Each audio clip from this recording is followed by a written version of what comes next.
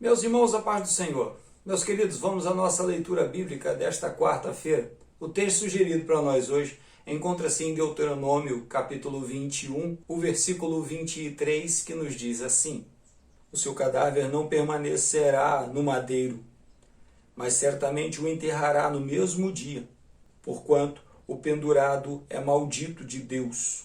Assim não contaminará a tua terra, que o Senhor teu Deus te dá em herança.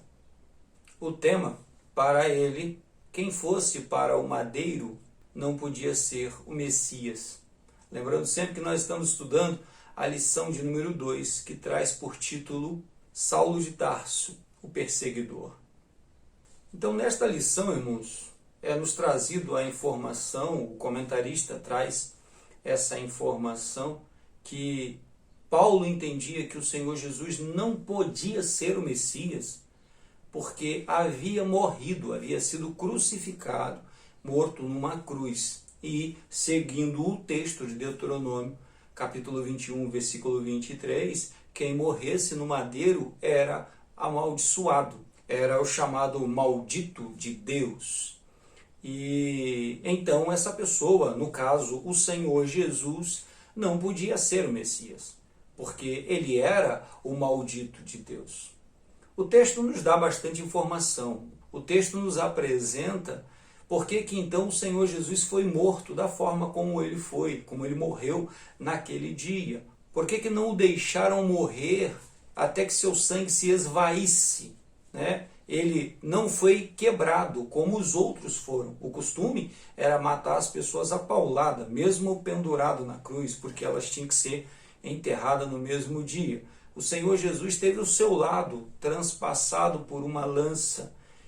Foi a lança que o matou, mas ele já estava a caminho da morte. O sangue já havia quase todo esvaído do corpo. E ainda assim, tinha-se esse entendimento.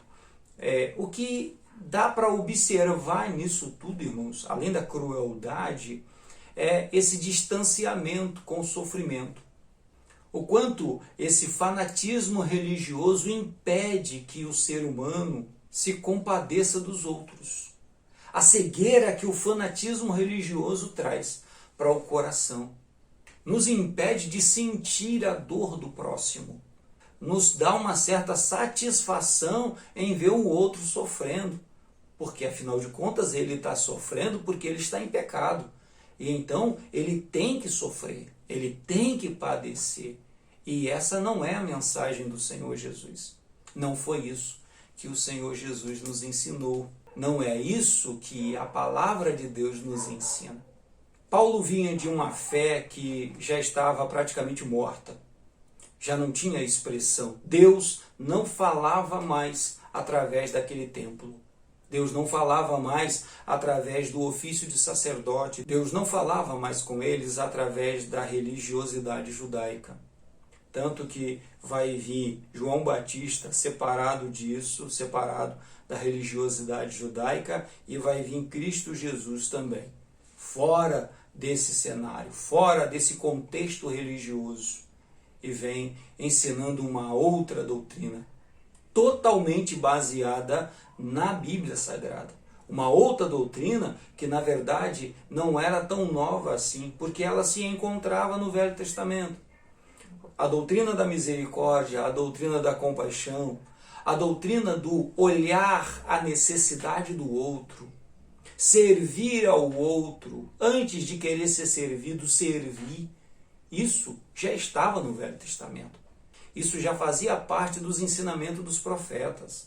Já fazia parte do ensinamento da lei de Moisés. Só que não era isso que eles olhavam.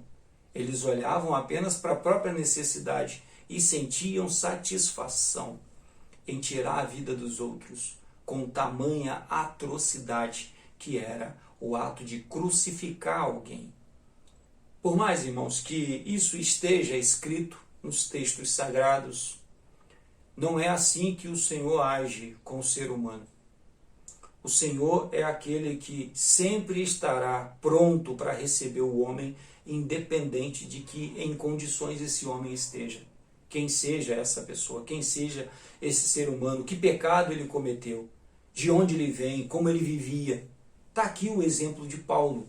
Está aqui o exemplo desse apóstolo tão poderoso, tão usado por Deus, alguém que marcou a nossa história, que marcou a minha vida, que marcou a sua vida. Deus usa um assassino, Deus usa um perseguidor, Deus usa um blasfemo, ele mesmo se chama de blasfemo.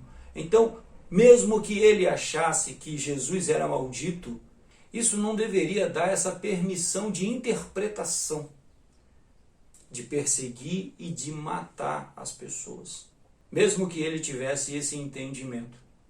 Isso serve de alerta para nós, irmãos, porque a única razão, a única forma de continuarmos fazendo esta obra é por causa dos seres humanos.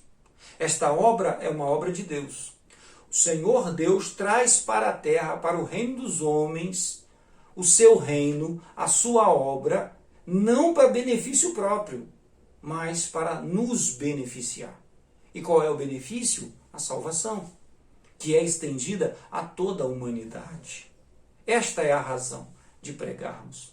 Não é para que nós subjuguemos o mundo. Não é para que o mundo ande segundo o nosso entendimento, segundo a nossa interpretação, mas é para que anunciemos a Cristo, o autor e consumador da nossa fé. Que o Espírito Santo nos ajude, irmãos. Que o Espírito Santo nos oriente, que o Espírito Santo nos dê graça para entendermos que sem amor esta obra não acontece. Sem a misericórdia, sem a compaixão, sem o poder de Deus derramado em nossas vidas através do Espírito Santo, não existe obra de Deus realizada neste mundo. Que Deus nos ajude, que Deus nos dê graça. Amém? Deus nos abençoe. Tenhamos todos um excelente dia. Fiquemos todos em paz.